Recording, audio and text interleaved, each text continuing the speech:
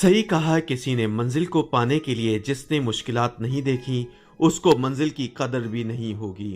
Pakistani media industry میں ایسی کئی شخصیات ہیں جنہوں نے اپنے ماضی میں وہ نوکریاں کی ہیں جو آج ان کی شخصیت کی میراث ہیں، لیکن وہ اس کی قدر کرتے ہیں۔ ماہرہ خان، لاکھوں نہیں بلکہ کروڑوں دلوں کی دھڑکن، ماہرہ خان نے بھی زندگی کی ان تنگ دستیوں سے جنگ لڑی ہے اور آگے بڑھنے کے لیے مشکلات کا سامنا کیا ہے۔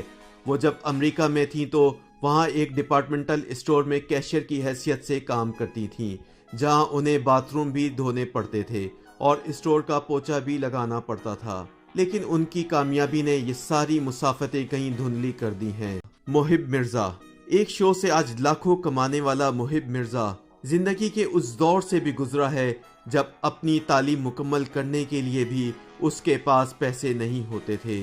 وہ ایک انتہائی لو مڈل کلاس گھرانے سے تعلق رکھتے تھے اور پیسوں کا گزر ان کی زندگی میں بہت ہی کم ہوا کرتا تھا، لیکن اس حال میں بھی انہوں نے ہمت نہ ہاری اور کئی سال چھوٹی موٹی نوکریاں کی، ساتھ ہی دوستوں کے ساتھ مل کر ڈرامے باز کے نام سے ایک چھوٹی سی تھیٹر کمپنی کھولی۔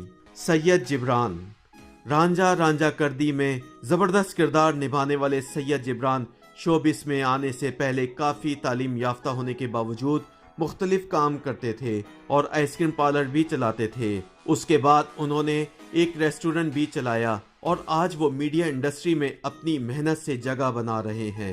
مبشر لقمان، مشہور ٹی وی اینکر مبشر لقمان نے ایک انٹرویو میں بتایا کہ یہ سفر جو انہوں نے طے کیا ہے اتنا آسان نہیں تھا۔ اس سے پہلے وہ آواری ہوٹل، جو پہلے ہلٹن ہوٹل تھا، وہاں کے باتھ روم بھی صاف کیا کرتے تھے اور دیگر کام بھی کرتے تھے۔ اس کے بعد وہ اخبار بھی بیچا کرتے تھے اور انہیں اس بات میں کوئی شرم نہیں۔ انہوں نے یہ نہ کیا ہوتا تو شاید آج ان کی شخصیت میں یہ پختگی بھی نہ ہوتی، یہ احساس بھی نہ ہوتا۔